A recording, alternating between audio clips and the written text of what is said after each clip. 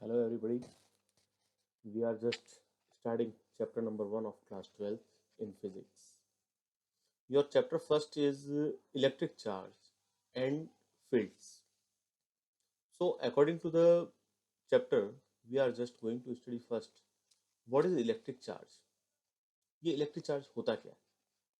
तो basically it is the property associated with matter due to which it produces and experiences electric and magnetic field. मतलब किसी भी matter की एक ऐसी प्रॉपर्टी जो हमें इलेक्ट्रिक या मैग्नेटिक फील्ड्स होने के एक्सपीरियंसेस देती है, जिनसे हमें ये पता चलता है कि यहाँ या तो कोई मैग्नेटिक इफेक्ट है या कोई इलेक्ट्रिक इफेक्ट है, उन्हें ही हम इलेक्ट्रिक चार्ज कहते हैं. We know that every atom is electrically neutral. आपने पढ़ा है पिछली क्लासेस के अंदर कि कोई भी एटम इलेक्ट्रिकली न्यूट्रल होता है क्योंकि उसके अंदर इलेक्ट्रॉन्स और प्रोटॉन्स के नंबर्स इक्वल होते हैं. Now charge particles can be created by disturbing the neutrality of an atom. अब किसी भी एटम को चार्ज कैसे किया जाएगा? चार्ज करने का तरीका एक ही है कि उनकी न्यूट्रलिटी को किसी तरह से डिस्टर्ब कर दिया जाए. इट मींस या तो उन्हें इलेक्ट्रॉन दे दिए जाए या उनसे इलेक्ट्रॉन ले लिए जाए. तो loss of electrons gives positive charge. अगर हमने उनसे इलेक्ट्रॉन्स ले लिए तो क्या होगा? उस पर पॉजिटिव चार्ज आ जाएगा. क्यों? क्योंकि वहां पर इलेक्ट्रॉन्स की कमी हो गई. इट मीन्स नेगेटिव चार्ज कम हो गए तो पॉजिटिव चार्ज बढ़ गए. It means it is positively charge. और अगर उन्हें इलेक्ट्रॉन दे दिए जाएंगे तो क्या होगा? इलेक्ट्रॉन्स इंक्रीज हो जाएंगे, यानी कि नेगेटिव चार्ज इंक्रीज हो जाएगा. Clear? This is the basically electric charge. Now your next topic is electric current. This is the topic which you have already read in class 10th and you know very well about this topic. So what is electric current? The rate of flow of electric charge is called electric current and we denote it by the way I equals to dq by dt or charge dq is equals to I into dt. So SI unit of charge is ampere into second, which is also known as coulomb. We can measure charges in coulomb. Smaller units of charge are microcoulomb, millicoulomb, microcoulomb, nanocoulomb, and picoon. Dimensional formula of charge is Q is equals to AT. That you have already read in your previous class, in class 11, when you were going through the dimensions. You have also derived the formula for charge, which is Q is equals to AT. It is the standard unit. Now the next topic we are going to start is properties of charge. किसी charge की क्या क्या properties होती है? First of all, charge is transferable. Charge को transfer किया जा सकता है. आप जानते हैं अच्छी तरह से कि हम चार्ज को एक बॉडी से दूसरे बॉडी के अंदर भेज सकते हैं. उसका फ्लो होता है. तो if a charge body is placed with an uncharge body, the uncharge body becomes charge due to transfer of electrons from one body to another. एक बॉडी से दूसरे बॉडी के अंदर इलेक्ट्रॉन्स का ट्रांसफर होता है और वो बॉडी दूसरी बॉडी को भी चार्ज करती है. Charge is always associated with mass. Charge हमेशा मास के साथ जुड़ा रहता है. Charge can not exist without mass. Charge बिना मास के एग्जिस्ट नहीं कर सकता. दो मास कैन एग्जिस्ट विदाउट चार्ज. जबकि मास अवेलेबल है तो उस पर चार्ज हो ये नेसेसरी नहीं है. मास बिना चार्ज के भी रह सकता है. It means it may be in a neutral condition. Charge is conserved. जैसे हमने एनर्जी के बारे में क्लास 9 में पढ़ा था कि energy can neither be created nor be destroyed. In the same way charge can neither be created nor be destroyed. It is always transferred from one body to another. तो previous slide में हमने ये देखा कि charge की properties क्या होती हैं. अब हम देखते हैं कि किसी बॉडी को चार्ज किया. हम बार बार पढ़ रहे हैं ये कि we are charging a body, charging a body, charging a body. लेकिन किसी बॉडी को चार्ज कैसे किया जाता है? How can we charge a body? तो an object can be charge by various methods. कुछ मेथड्स हैं जिन मेथड्स के थ्रू एक बॉडी को चार्ज किया जा सकता है. It's first method is charging by friction. Friction you know very well, rubbing of two things is known as friction. तो फ्रिक्शन के थ्रू भी किसी बॉडी को चार्ज किया जा सकता है. When certain insulators are rubbed with cloth और फर.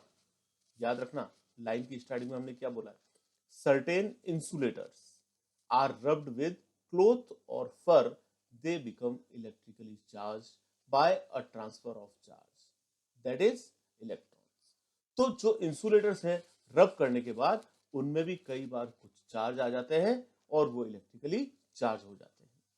आप लोगों ने देखा होगा, कई बार हम प्लास्टिक की चेयर्स पे बैठते हैं, सेलो चेयर्स वगैरह जो होती हैं, और अचानक किसी और कोई और पर्सन आकर उस चेयर को टच करता है, उसको एक हल्का सा शॉक लगता है. रीजन कि जैसे मोस्टली ये होता कब है, विंटर सीजन में, जब हमने वुलन क्लोथ्स पहन रखे हो, हमारी बॉडी के क्लोथ्स उस चेयर से रब करते हो, तो रबिंग के कारण क्या होता है, उनके अंदर कुछ चार्ज क्रिएट हो जाते हैं, और जब दूसरा आकर उसको टच करता है तो चार्ज उसकी बॉडी में फ्लो होते हैं, जिसके कारण उसको एक हल्का सा शॉक लगता है. As the two objects are rub together, one object loses electrons while the other gain electrons. It means there is transfer of electrons from one object to another. तो इसी तरह से रबिंग करने से भी एक बॉडी से दूसरी बॉडी के अंदर इलेक्ट्रॉन्स का ट्रांसफर हो जाता है. So in the continuation of previous topic, we continue that the object that gains electrons become negatively charged, while the object that loses electrons has an excess of positive charge and becomes positively charged. The transfer of charge is due to contact between the materials, and the amount of charge transferred depend on the nature of material.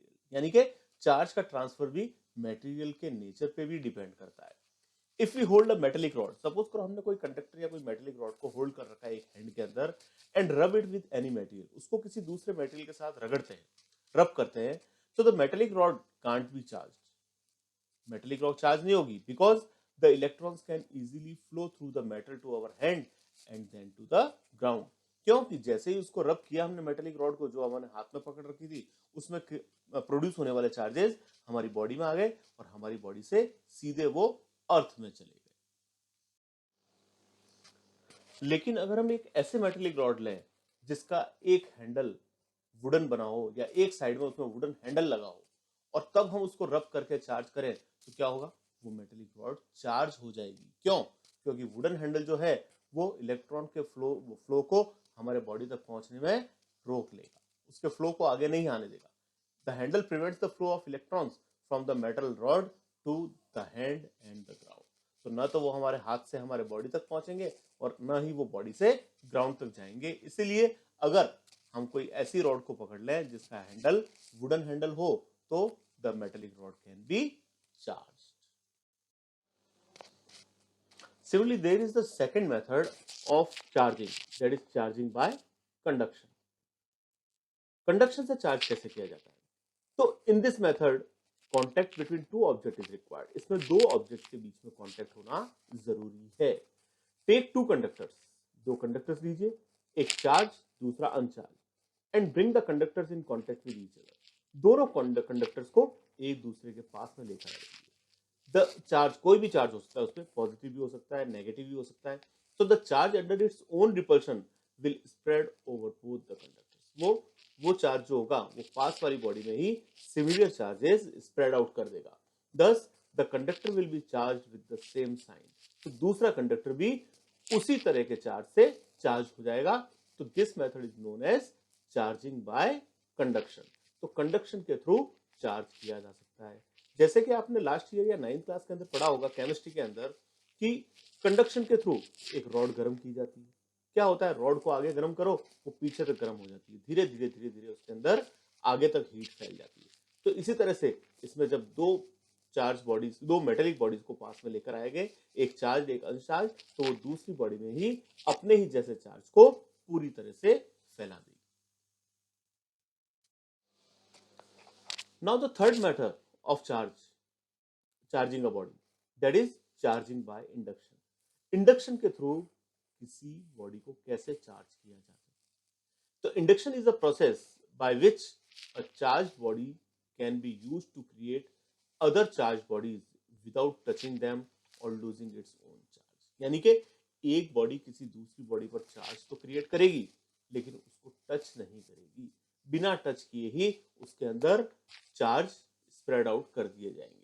If a charge body is brought near a neutral body, अगर किसी एक charge body को neutral body के पास में ले जाया जाए, the charge body attracts opposite charge and repels similar charge present on the external body. If the neutral body is now earth, अगर न्यूट्रल बॉडी को अर्थ कर दिया जाए, the like charge is neutralised by the flow of charge from the earth. तो like charges यानी कि दोनों body में जो सिमिलर चार्जेस होंगे, तो अर्थ की हुई बॉडी से सिमिलर चार्जेस अर्थ चले जाएंगे, यानी कि वो अर्थ के अंदर चले जाएंगे, leaving unlike charge on the body, और अनलाइक चार्जेस जो होंगे वो बॉडी के ऊपर रख दिए जाएंगे। Now the earthing and the charging body are removed, leaving the initially neutral bodies charge. अब अगर दोनों को अलग कर दिया जाएगा तो दोनों बॉडीज पर हमें आराम से अलग अलग तरह के चार्ज देखने को मिल सकते हैं, यानी कि एक जो चार्ज थे उससे ऑपोजिट चार्ज दूसरी बॉडी पर पूरी तरह से फैल जाते हैं।